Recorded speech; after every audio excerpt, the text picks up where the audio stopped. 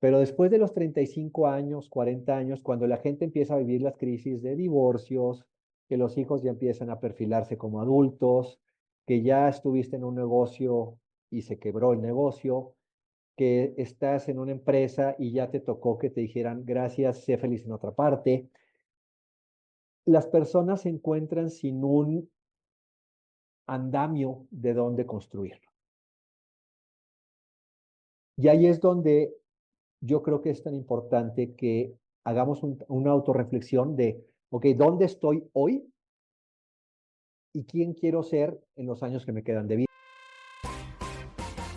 ¿Y tú? ¿Disfrutar del viaje de tu vida? Este podcast surge de la necesidad imperiosa de aprender a vivir la vida,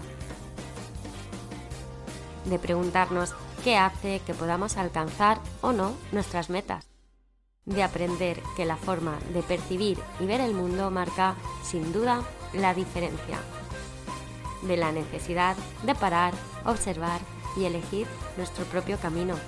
Soy Sonia y en este episodio encontrarás historias, reflexiones y entrevistas sobre todo aquello que ocurre o no en el viaje a nuestra vida. Modo iniciando cambios activado. ¿Viajamos? Bienvenido, bienvenida un día más al podcast El viaje de tu vida, un espacio donde exploramos los cambios que transforman, los miedos que movilizan y los caminos que seguimos, que elegimos cuando decidimos vivir con propósito. Hoy me acompaña Salvador Barrena, escritor, speaker, coach, ingeniero y sobre todo un pensador del presente que mira hacia el futuro con claridad y sentido. En este episodio hablamos de habilidades esenciales para navegar el siglo XXI, del verdadero liderazgo en tiempos complejos, de cómo convivir con la inteligencia artificial sin perder lo humano y de por qué el optimismo puede ser una herramienta revolucionaria. Si sientes que el mundo va muy rápido y quieres entender cómo adaptarte sin perderte, esta charla es para ti. Quédate, que empieza el viaje de tu vida. Buenos días, Sal, ¿cómo estás? Muy buenos días, Sonia, estoy excelente, espero que tú igual. Como digo Ay, yo, estoy en la montaña correcta, en la vereda correcta y en la dirección correcta.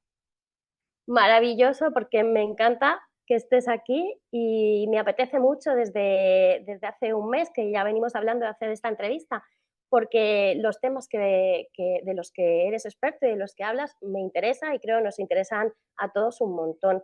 Me gustaría empezar hablando sobre tu libro. Has escrito un Gracias. libro que se llama Tierra, siglo XXI, donde Ujú. hablas acerca de cómo el futuro ya no es esa promesa tan lejana, ¿no? Sino algo que se está perdiendo minuto a minuto, que tenemos ya aquí. ¿Qué señales tú crees que no podemos seguir ignorando acerca de este futuro que tenemos en adelante? Bien, quizá podríamos empezar por la idea de que el futuro lo veíamos siempre como el futuro en lo lejano. Y el mundo se ha acelerado tanto que el futuro es inmediato. O sea, el futuro sucede a cada instante. Se mueve tan rápido el mundo que no podemos esperar a que llegue el futuro. Hay que anticipar y prepararse para el futuro. Y quizá un poquito más adelante podamos hablar de cómo se hace eso, porque no es magia ni una bola de cristal. Hay metodologías y métodos para hacer esto, pero el punto es, el futuro no viene a lo lejos, está sucediendo ya. Y quien no se mueva rápido, se va a volver muy rápido su futuro un pasado.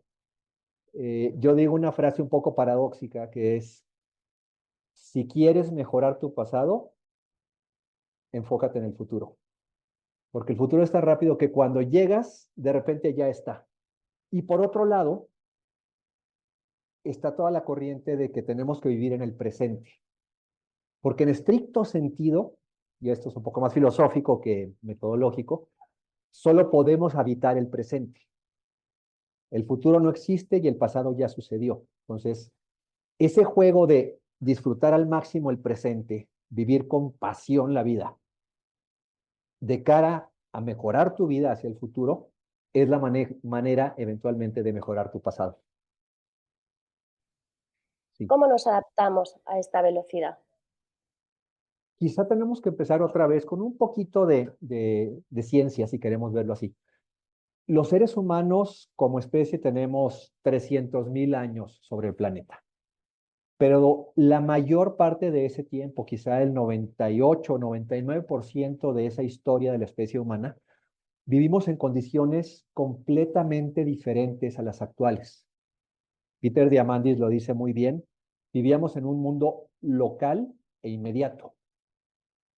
Y ahora vivimos en un mundo exponencial y rapidísimo. Entonces, nuestros cerebros no están acostumbrados o están preparados para entender el mundo actual. Y en ese sentido, el cambio cada vez va a ser más rápido, más complejo, más grande y más interconectado. ¿Es cómodo? No es cómodo, pero no lo podemos evitar. Es el mundo que nosotros solitos creamos. Y ahora, como decía mi abuela, tú te lo quisiste, tú te lo ten. ¿Sí? Es el mundo que tenemos. Ahora, lo que sigue sería, ¿queremos este mundo y lo queremos cambiar? Yo digo que sí, pero vamos a ello. Entonces, tenemos que entender que este mundo tan rápido, la constante, otra paradoja, es el cambio. Y entonces tenemos que aprender a cambiar en lo personal y en lo organizacional. El siglo pasado, yo hablo mucho del siglo pasado, el siglo XX. Para quien no ha recibido el memo, estamos en el año 25 del siglo XXI. Ya no estamos a principios del siglo XXI, ya llevamos un cuarto del siglo XXI. Y sin embargo, gran parte de los sistemas, instituciones y mentalidades siguen atoradas en el siglo XX y a veces yo digo un poquito así en el siglo XIX. Entonces, se requieren habilidades diferentes en el siglo XXI que las que tuvimos en el siglo XX y las que había en el siglo XIX y por supuesto en la previa historia. Y gran parte de la idea en las organizaciones, por ejemplo, era en el siglo pasado, somos una empresa robusta y estable, ¿sí? Que tenemos 50 años en el mercado haciendo lo mismo. Y sonaba Cierto. muy bien, era un argumento de venta en el siglo XX. En el siglo actual, si alguien me dice, somos una empresa de 55 años en el mercado y hemos hecho siempre lo mismo, a mí me hace pensar si es la empresa que necesito. Porque el mundo, ahora el valor que busca es la flexibilidad y la agilidad. Antes era el pez grande se come al chico, ahora es la empresa rápida se come a la lenta. Entonces, hay que cambiar nuestra manera de enfocar el mundo y eso quizás sea el principal reto que tenemos hoy como especie. ¿Cómo creamos, cómo aprendemos las habilidades para vivir con el mundo actual y otra vez de cara al futuro? Porque el presente se puede vivir muy fácilmente, aparentemente, sin propósito. Y me encantó que tú hablas de propósito. A mí me encanta hablar de propósito, visión, misión. Y si no tenemos propósito claro como personas, como instituciones, como organizaciones, como empresas, como sociedad, pues quien tome las decisiones en general, si toma decisiones equivocadas, pues nos va a llevar por el camino equivocado. Y aquí es donde viene otra palabra que me gusta mucho hablar, es hay que ser participativos. Entonces, ¿cuáles serían los valores de este siglo XXI? Ser anticipatorios, anticipar lo que puede venir, y ser participativos, participar en la creación de ese futuro de una manera, yo digo, responsable, creativa y activa. ¿Y cómo hacemos esto, Sal? Bien, Porque estamos muy acostumbrados a quedarnos en nuestra zonita de confort así y es. la sociedad nos está pidiendo, el mundo que, como tú dices, hemos creado, nos está pidiendo que salgamos de esa zona de confort constantemente. Sí. Y yo creo que en realidad la sociedad que nos hemos creado, e insisto, que nos hemos creado, realmente nos empuja hacia no buscar salir de la zona de confort. De hecho, vivimos en un mundo tan sobreestimulado y tan lleno de inyecciones de dopamina cada poquitos segundos que realmente, yo digo un poquito mordazmente, vivimos muy cómodos en nuestro infiernito. ¿Sí? Oye, pero Ajá, afuera está más fresco, hay una brisa muy agradable, hay sombra. No, yo estoy muy a gusto aquí en el calorcito sudando y quemándome. ¿Por qué? Y esto también son las instituciones que creamos en el siglo XX.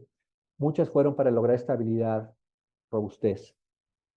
Y realmente, diciéndolo con toda responsabilidad, nos crearon para no pensar, nos educaron para no pensar, para no cuestionar.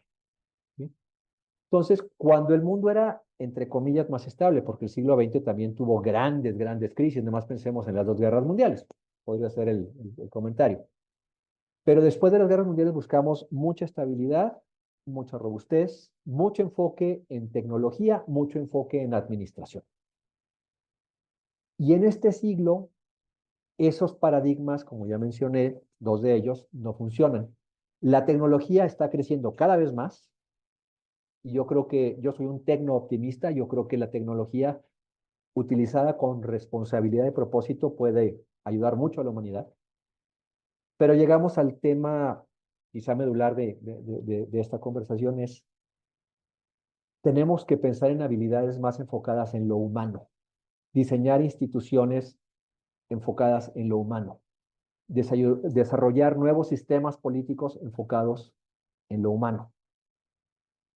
Yo tengo una crítica fuerte a esa idea de las habilidades blandas, porque suenan habilidades débiles.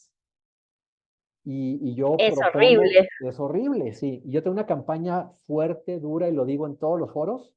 Yo agarro el concepto de habilidades blandas, así lo tomo, y lo tiro a la basura. Para mí son habilidades esenciales. Porque finalmente, si hablas de tecnología, todavía no se usa sola, y la palabra importante aquí es todavía. Si hablas de administración, ¿qué es lo que administras? Procesos, procedimientos, objetos, los que es.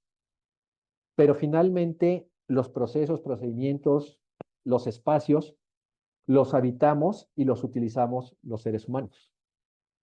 Entonces, ese cambio de la estandarización, casi mecanización de lo humano, ahora queremos, o yo propongo mucho retomar esas habilidades humanas. Y es una respuesta larga a tu pregunta, ¿cómo le hacemos? Creo que tenemos que separar muy claramente el ruido de la melodía. Y el mundo nos ofrece una hipercomunicación, un acceso ilimitado a la información, pero el exceso de información, como dice Yuval Noah Harari, no implica el acceso a la verdad.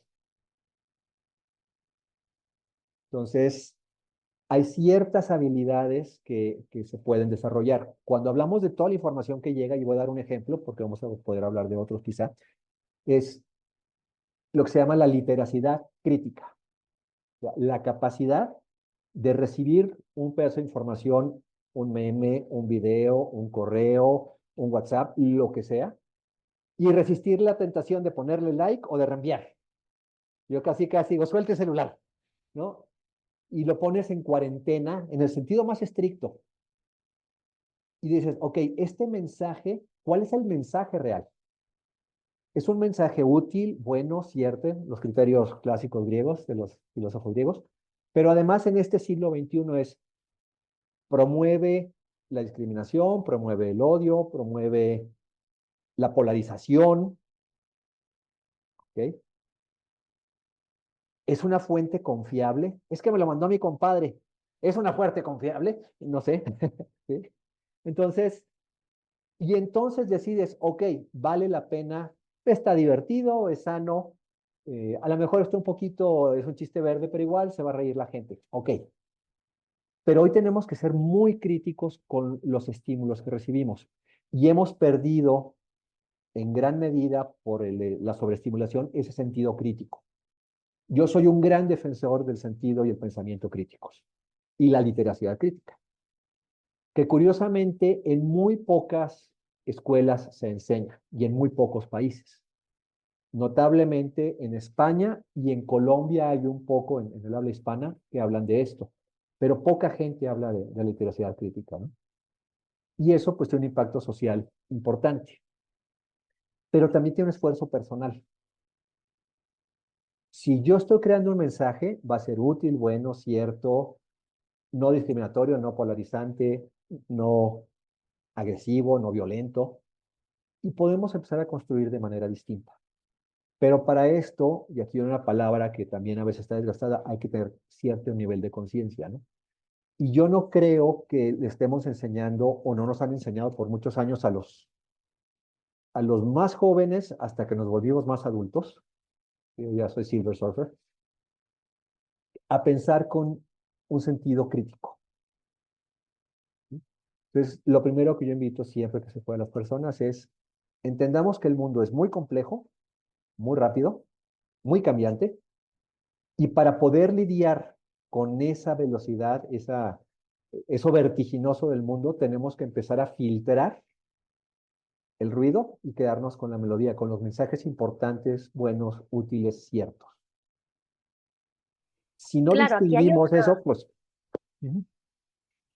sí, claro, no, hay una labor educativa para hacer.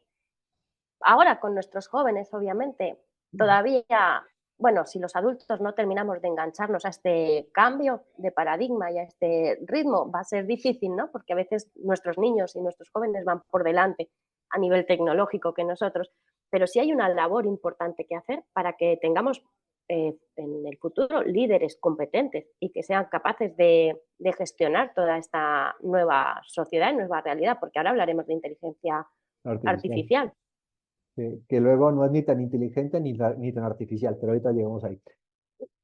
Me gusta, abriste una puerta cuando hablaste de las generaciones más jóvenes. Voy a abordarla de una vez, voy a abrir la puerta y me voy a meter bien.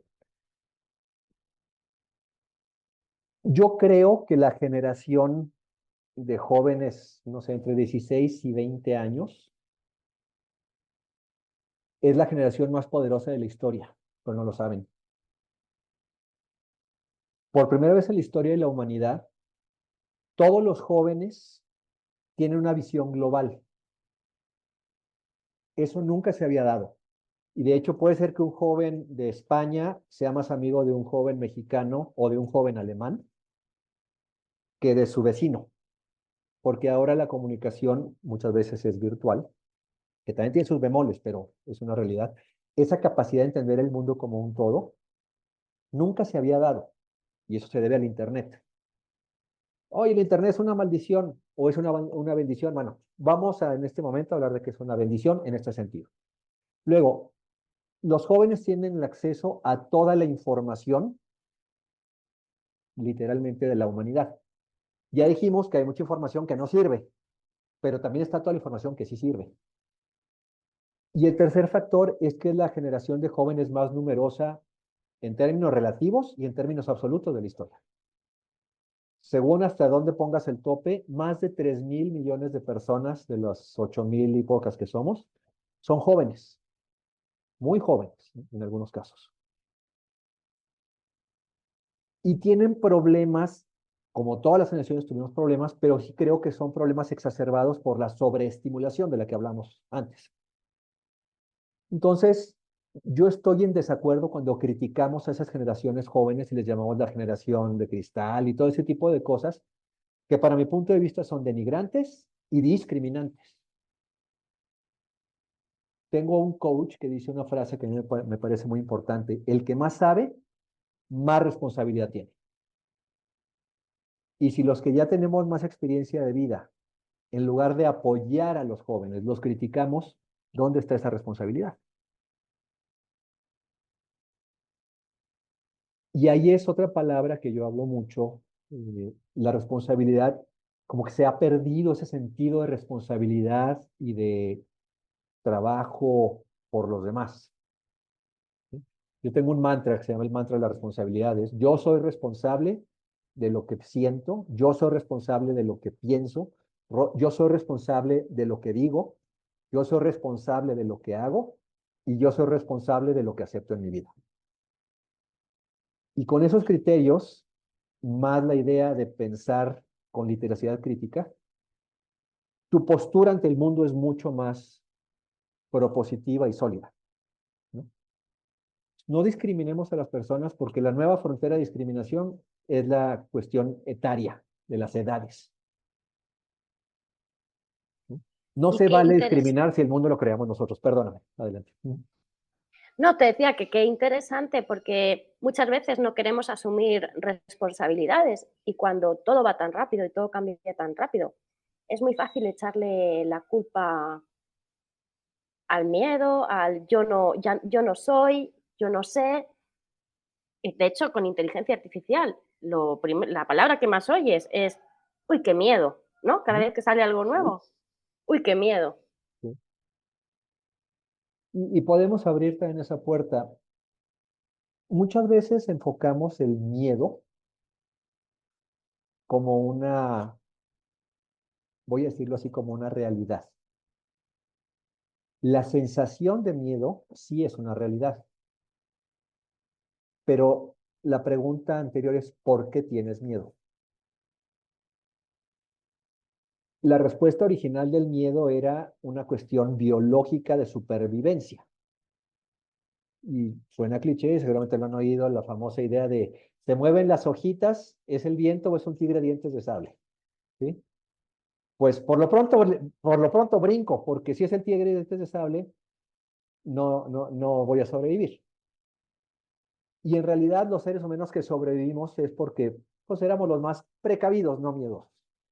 Ahora, el tema es, el miedo es una es una sensación biológica, es una emoción muy útil para estímulos físicos. El problema es que hoy tenemos miedo a las ideas, a las palabras, a los conceptos, y esos conceptos, miedos y palabras normalmente generan la sensación de miedo porque no los entendemos. Y me vuelvo a ligar al pensamiento crítico. El miedo tradicionalmente proviene de la ignorancia. Y no en el sentido peyorativo, simplemente en el desconocimiento para que no se vea tan mal. Entonces, vamos a la idea. Hay que entender lo que pasa, separar el ruido de la melodía y aprender cosas útiles para entender, navegar este nuevo mundo. Ahora, lo que es claro es, si no tomamos decisiones diferentes, no vamos a cambiar las cosas. Si no actuamos de forma distinta, todo se mantiene igual. Con el tema de vuelvo a la inteligencia Artificial. artificial, que es algo Sí. que a todos o a muchos por la calle de la amargura, diría yo. Sí. Sí, porque en el futuro será algo positivo, yo no lo dudo, pero ahora mismo ha dejado de ser ciencia ficción, ¿no? Antes lo veíamos como si estuvieras viendo una peli, de hecho había pelis Bien en el donde estaba. futuro. Exacto, exacto. ¿Estamos preparados emocional y éticamente para convivir con la inteligencia artificial en No y este no. momento actual? No y no. Ni emocional, pero mucho menos éticamente. Y eso para mí es el verdadero problema. La inteligencia artificial como concepto existe desde hace 80 años, desde la posguerra, cuando empezó a generarse el cómputo. Y siempre se ha hablado de que va a haber una inteligencia artificial.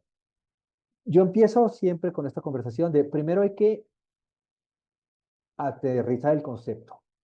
No es una inteligencia artificial, son muchas inteligencias artificiales.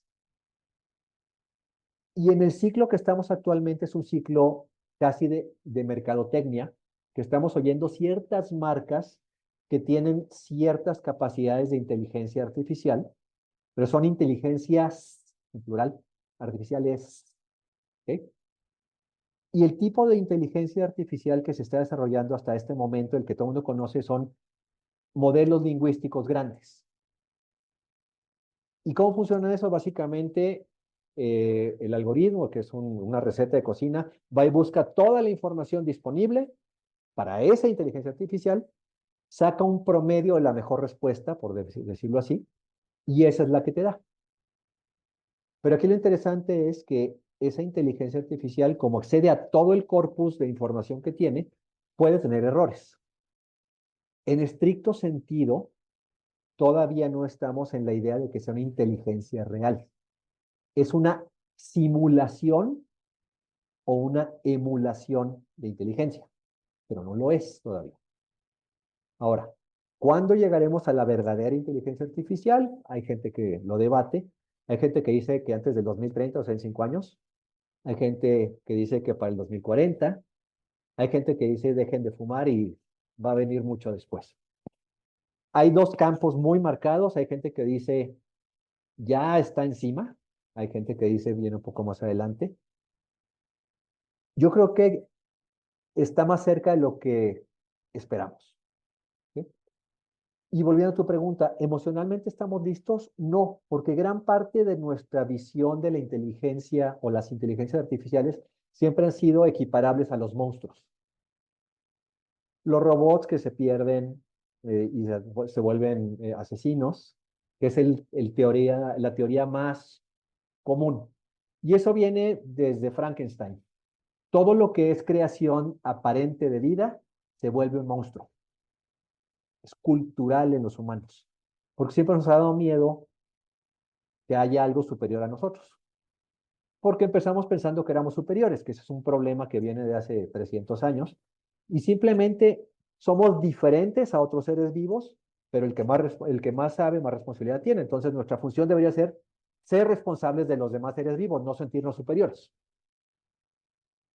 Entonces, las inteligencias artificiales les tenemos miedo porque las equiparamos consciente o inconscientemente con monstruos. Y luego en el sentido ético, si hay gobiernos y empresas que están utilizando las inteligencias artificiales para hacer proyectos militares, que por definición esos van a ser monstruos automáticos. Entonces, éticamente, evidentemente, no estamos preparados. A mí lo que me preocupa es que hay empresas que saben lo que están haciendo, hay gobiernos que saben lo que están haciendo, pero no les importa. Y vuelvo a mi idea original de tenemos que ser participativos para poder alzar la voz. Si decimos, es que los gobiernos, es que las empresas multinacionales, pero yo no entiendo lo que está pasando y no participo en la sociedad para que las cosas cambien, no van a cambiar las cosas. Pues claramente, emocionalmente nos da miedo porque los vemos como monstruos y éticamente, de entrada pensaría, ¿quién ha estudiado ya ética en este siglo? Es un problema de la educación moderna que se excluyeron las habilidades humanas de ética, civismo, política, de la mayoría de los currículum o de las currículas, como quieras decir, en las universidades y en las preparatorias. El estudio de la ética como interés social prácticamente ya no existe. Entonces, si la gente no sabe de entrada qué es la ética, pues menos va a estar preparado para un problema ético como la inteligencia artificial. Totalmente de acuerdo contigo. Además, no había pensado en que lo vemos como monstruos y has puesto los ejemplos y Son monstruos. literal, tal cual. Es Frankenstein, el Golem, son, son arquetipos que vienen de muchas culturas muy antiguas que siempre una creación que emula a un ser humano acaba destruyendo al humano o volviéndose un monstruo. En ese sentido, yo soy muy junguiano, o sea, los arquetipos existen y sirven para algo en el mundo actual, ¿no? Sí, qué bueno. Hablas de optimismo responsable en muchas de tus charlas y conferencias. Sí, ¿Nos puedes contar un poquito más acerca de bueno, ello? sí, aunque no esté de moda, y lo digo con firmeza y orgullo, soy un optimista responsable. Y la gente se me queda viendo optimista en el siglo XXI con las guerras, con las enfermedades, con las corrupciones. Ok, hagamos una pausa. Separemos el ruido de la melodía. A veces parece que estamos bajo un cielo nublado lleno de nubes negras y con relámpagos, ¿no? Y parece que la opción está entre estar enojado, ser apático, ser cínico. Y si aceptamos eso, pues básicamente es decir, pues bajo las manos y que pase lo que tenga que pasar. Y eso es muy pasivo, porque estoy esperando que pase. ¿Qué es lo que toca, creo yo, como una responsabilidad, y vuelvo a la responsabilidad ética, ligando con la ética? Tenemos que elegir el optimismo, pero no el optimismo ingenuo, porque luego cuando uno habla de optimismo, se confunde con el positivismo ingenuo de todo va a estar bien, todo va a estar bien. A lo mejor sí, a lo mejor no. ¿Sí? Yo soy más de la idea de tomo la responsabilidad por lo que hago, decido ser un optimista responsable, creativo y de acción. Y entonces elijo, en lugar de la apatía, la ira,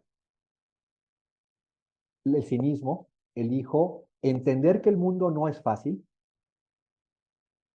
pero que si yo no hago algo por cambiarlo, no puede mejorar. Entonces me he vuelto más allá de un optimista responsable, un optimista profesional. ¿Y en qué vivimos los optimistas profesionales? En ayudar a crear mejores futuros. Y ahí digo con la idea del futuro. No puedes crear un mejor futuro si no eres optimista y actúas. El aceptar que las cosas son como son y no puedo hacer nada, automáticamente estás aceptando el futuro que alguien más decida. Sí, te estás resignando, ¿no? A Te lo que estás venga, diciendo que a lo venga. que venga. ¿Sí? Y entonces no está de moda ser optimista, sobre todo en este sentido del optimismo consciente de acción responsable. ¿Sí? Hay una corriente muy marcada del positivismo naif, ingenuo, que puede ser consolador para una persona, quizá para un grupo de personas, pero realmente le falta esa parte de acción. Y a nivel personal, yo creo que es algo que tenemos que ser muy conscientes en este siglo XXI. Ya no basta entender y conocer, no basta saber, hay que actuar. Aunque no sepas todo, actúa. Aunque tengas miedo, actúa. Aunque tengas duda, actúa. Aunque las cosas estén difíciles, actúa, porque la falta de acción es lo que nos ha llevado en gran parte al mundo que tenemos actualmente. Sí, en este mundo tan acelerado en el que vivimos actualmente, ¿cómo encuentras este propósito del que hablábamos al principio de la entrevista, Ujú. sin perder esta calma o caer en esta trampa del hacer por hacer sin ser responsables, tal vez, ¿no? Como estabas Claro, diciendo. sí. Y aquí sí vamos a llevarlo un poco, esto aplica tanto en lo personal como en lo organizacional o institucional. Vamos a trabajar, si quieres, vamos a moverlo al espacio personal. En este mundo tan acelerado en el que vivimos, que venimos hablando de esto, ¿cómo encuentra uno su propósito? Porque en este podcast hablamos mucho de propósito, de vida, de cómo vivir un poquito mejor. ¿Cómo podemos encontrar este propósito sin perder la calma Ujú. o caer en esta trampa de productividad tóxica, excesiva, de correr todo el día corriendo? ¿Cómo encontramos ese equilibrio?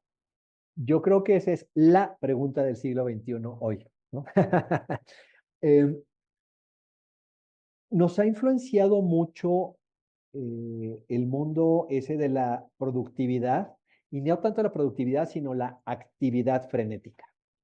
Y hemos llegado a equiparar esa actividad frenética que en teoría debe llegar a la productividad con una identidad que nos lleva al éxito. Yo creo que el problema de fondo aquí es que no se trata de qué hacer, sino de quién ser. El propósito no se debe enfocar, el propósito de vida, no debe enfocarse en lo que haces, ni en lo que tienes, aunque suene cliché, sino en quién eres. Y como platicábamos antes, en el pasado uno estaba metido en la estructura social y su misión de vida, su propósito, su visión, estaba marcada por la sociedad, por el seno familiar donde te habías creado, en la cultura que te habías creado. En este mundo que es mucho más complejo, esa identidad solo basada en la familia, en la cultura y en la nación pierde sentido. Entonces ya no puede uno solamente enfocarse en el qué vas a hacer. A los niños les decíamos, ¿qué quieres ser de grande?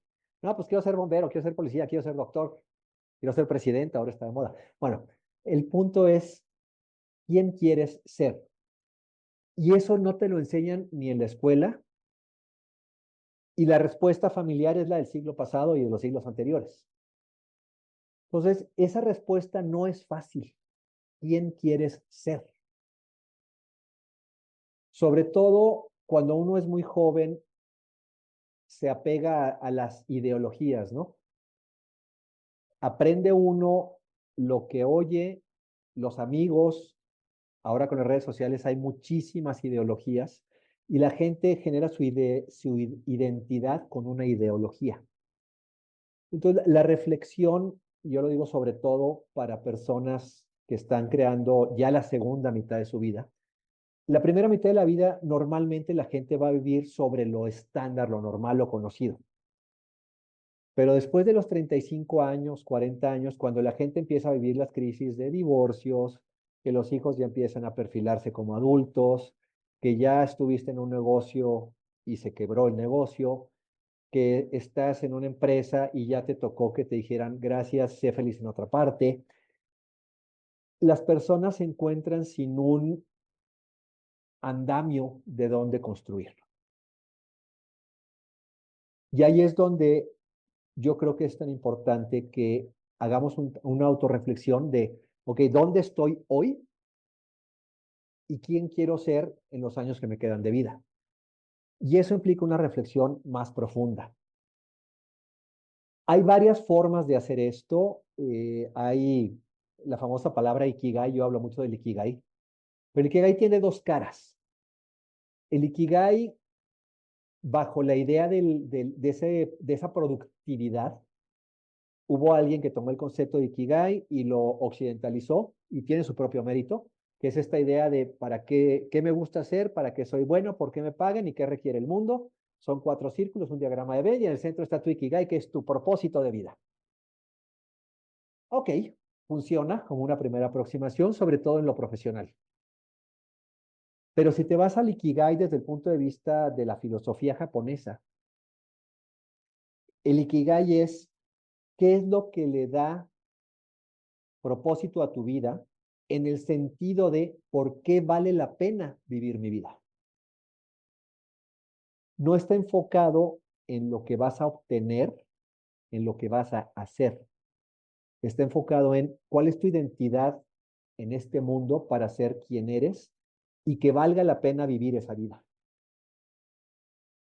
Y entonces eso te lleva a reflexionar mucho en cuáles son las cosas de tu vida que te edifican, no que te estresan o te destruyen.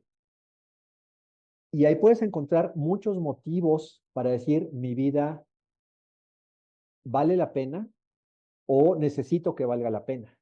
Y hay gente que encontrará ese propósito de vida en la familia, en sus hijos.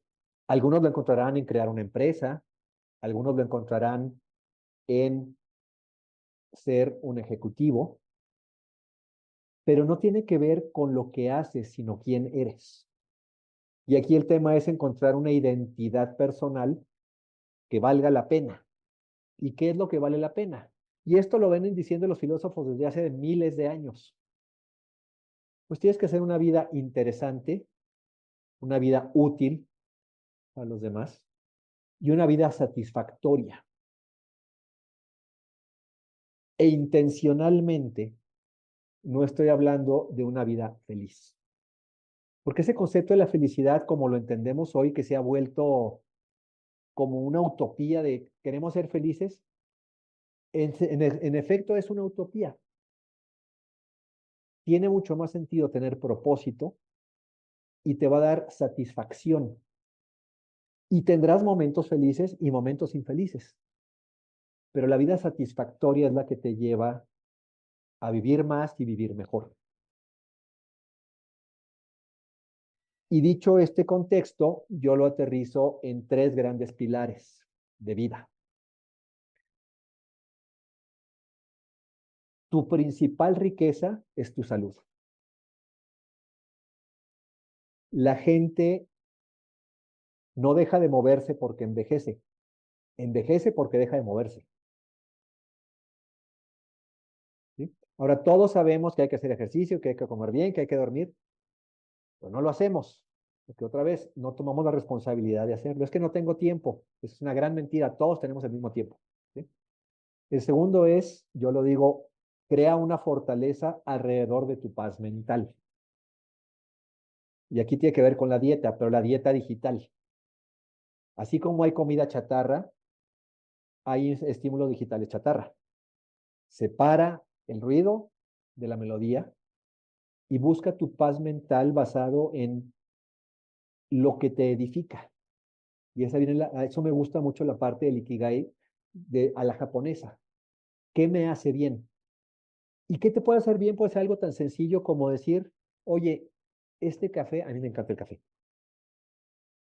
Es una experiencia tomarme una taza de café y me tomo varias al día, pero cada una tiene su experiencia. En japonés hay una expresión que se llama Shinrin Roku, o Yoku, que es darse un baño de bosque. Salir a caminar en el bosque, escuchar a los pajaritos, oler el olor a los pinos. Si no tienes el bosque, pues vete al parque. ¿Sí? O sea, esas pequeñas cosas son las que dan paz mental. Puedes aprender a gestionar tu estrés a través de respiración y el ejercicio también es una forma de gestionar el estrés.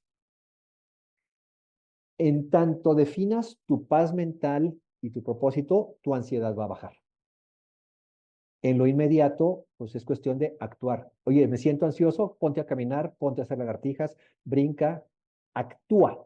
La acción controla la ansiedad, ¿ok? Entonces es la paz mental.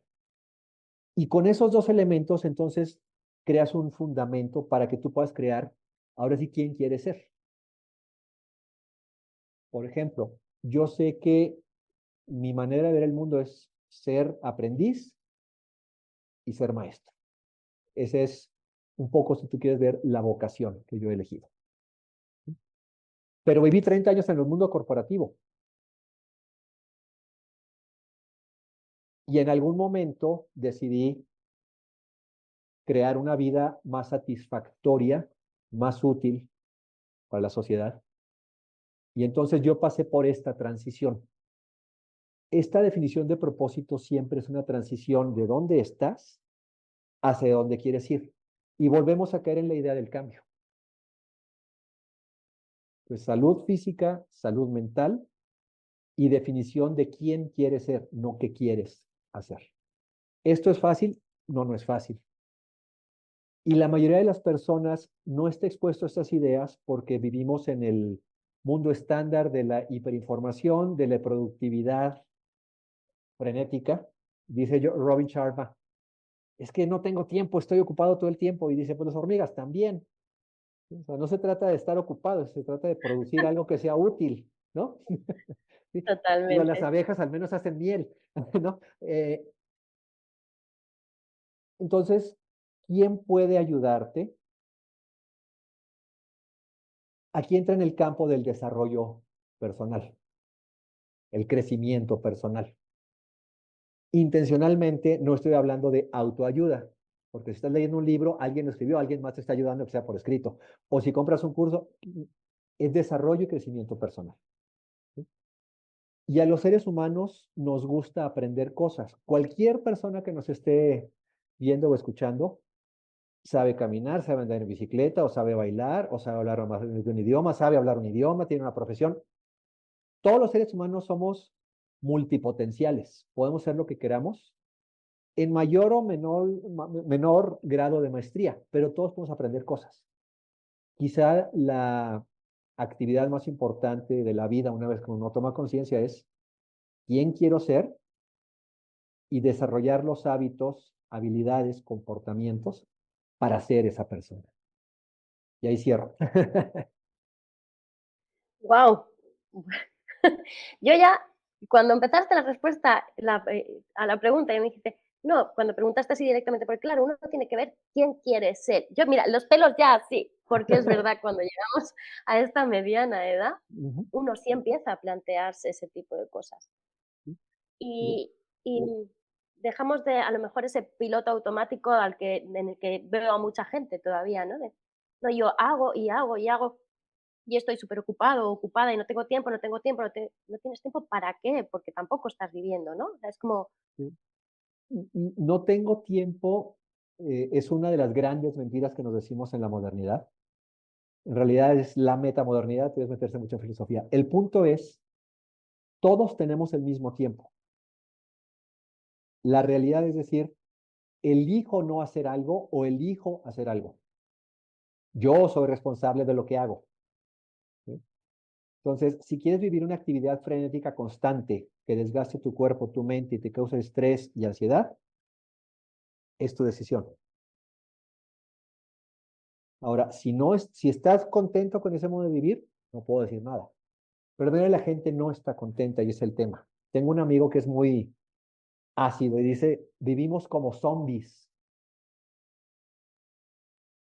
Levantarse temprano, voy a ir a trabajar y voy a trabajar 20 horas al día porque voy a ser una empresa Total. maravillosa. Con respeto para todos mis amigos y colegas emprendedores. O sea, yo soy mucho de la idea de que la efectividad es más importante que la eficiencia. Entonces, pon dos cosas importantes al día y hazlas sí o sí. Oye, son muy poquitas. Dos al día, si trabajas 6 días a la semana, algunos trabajamos 7, vas a hacer 14 a la semana, 55, 56 al mes. A la vuelta de un año está haciendo más de 600 cosas importantes. Porque puedes hacer 20 cosas no importantes que no cambien nada. Esa es la diferencia entre la actividad y la productividad. Oye, programa trabajo profundo 2 veces a la semana, 3 horas. Y si haces algo que vaya ligado a quién quieres ser, vas a crear eso que se le llama el flow, o estar en la zona, que por cierto es una de las grandes, uno de los grandes indicadores de satisfacción y del Ikigai. Cuando haces algo que te gusta tanto, porque es parte de quién eres, de lo que te da Ikigai, que lo haces sin darte cuenta del tiempo ni el esfuerzo, aunque te estés esforzando. Pero es muy difícil entrar en flow si no estás verdaderamente convencido de lo que estás haciendo, ligado a quién quieres ser. Para mí, esto es el campo en el que yo vivo claramente, ¿no? De eso doy cursos, de eso hablo, de eso doy coaching. Es algo que poca gente habla, casi todo el mundo se enfoca en cómo ganar más dinero, cómo hacer tu empresa, cómo ser buen líder. Yo creo que el liderazgo es una parte importantísima en las organizaciones para que esto exista y que eso sea motivo de otra plática. Pero no vale solamente pensar en el qué hacer. Reitero, refuerzo y repito, hay que enfocarse en quién quiero ser. Wow, me encanta. Me quedo con esto. Voy a hacerte unas preguntitas así Ujú. random que solemos hacer por aquí. Y es que este podcast se llama El viaje de tu vida, Sí, así que tengo que preguntártelo. por Si miras favor. hacia atrás, si tú miras hacia atrás, ¿cuál ha sido ese punto de inflexión que hizo que cambiaras de rumbo? Creo que ha habido dos grandes momentos en mi vida. El primero me llevó a decidir ser optimista, me han dicho que soy optimista más allá de lo razonable, ¿sí? Pero fue un momento muy oscuro de mi vida, muy, muy, muy, muy oscuro de mi vida, cuando yo tenía eh, los 30 tempranos, que yo perdí el sentido de la vida y dudé que tuviera sentido vivir. Consideré dejar de vivir. No lo intenté, pero lo consideré. Y entonces decidí que iba a vivir una vida interesante, útil y satisfactoria. Y he vivido la vida en mis términos. Y esto fue hace ya algunas décadas. Y el segundo momento fue hace mucho menos tiempo, menos de 10 años, que después de vivir en el mundo corporativo, yo trabajé en muchas empresas a las cuales honro porque aprendí y me dieron empleo, pero me di cuenta que había descuidado completamente mi salud y mi salud mental. Y en ese momento tomé la decisión de recuperar mi salud intencionalmente, recuperar mi paz mental intencionalmente y redefinirme hacia quién quiero ser. Entonces, estos tres pilares los apliqué yo con ayuda de muchas personas, por cierto, en mi vida. Entonces han sido los dos momentos, el primero del optimismo, el segundo de reinventarme, transicionar hacia la persona que soy y que sigo construyendo. Wow, qué importante a veces también, ¿no? Sí. Darse cuenta y parar, y parar. Si pudieras hablar con un joven de 20 años actualmente, en el día de hoy, ¿qué le dirías? ¿Qué le dirías? Me encanta hacerlo, además me encanta dar pláticas en las universidades y una de las preguntas que les hago después de decirles lo que te decía, tú eres parte de la generación más poderosa de la historia porque tienes visión global, porque tienes acceso a la información total y que es la generación más grande. ¿Te sientes poderoso? Y como estoy en los escenarios, la gente dice, o no dice nada. Creo que es bien importante ayudarles a los jóvenes, sobre todo a un joven de 20 años, su cerebro todavía no está completamente formado. Es una cosa que ya sabemos hoy por la neurociencia. Aunque les decimos que son adultos, en el sentido más estricto, biológicamente hablando, no son adultos. Entonces, tenemos una responsabilidad de seguir cuidando y protegiendo a los jóvenes. Entonces, es retarlos a que definan entre más temprano mejor quién quieren ser, no qué quieren hacer. Sí, pues, ¿qué quieres hacer?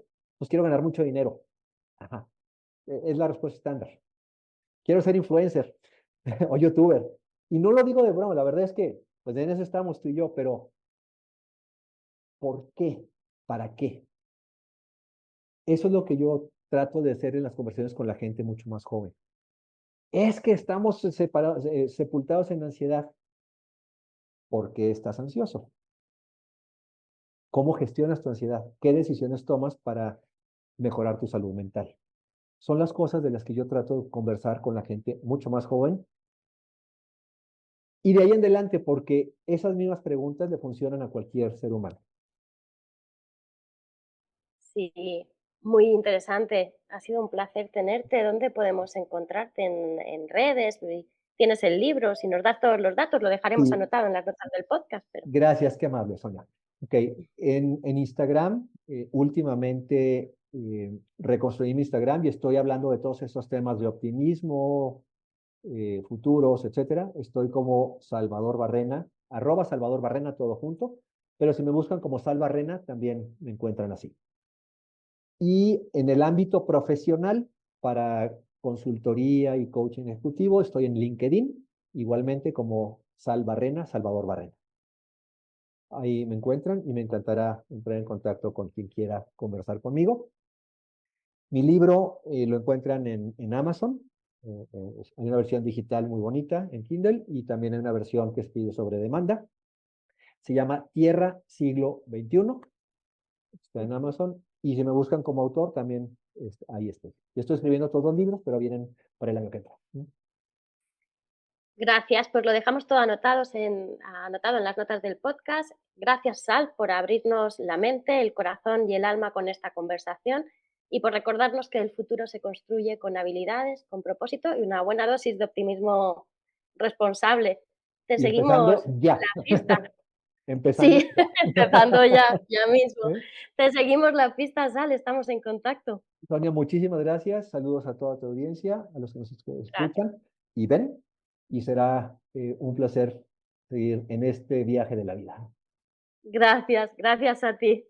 Un abrazo. Igual. Gracias por estar este ratito conmigo un domingo más. Recuerda que puedes suscribirte en cualquiera de las plataformas. Solo presiona el botón seguir para que no te pierdas ningún episodio. Si crees que algo de lo que has escuchado puede servirle a otra persona, no dudes en compartirlo. Si además quieres decirme algo, tienes alguna duda, si te ha gustado el episodio, puedes hacérmelo saber en comentarios o a través de las redes sociales. Gracias de nuevo por viajar conmigo. Nos escuchamos, nos vemos el próximo domingo.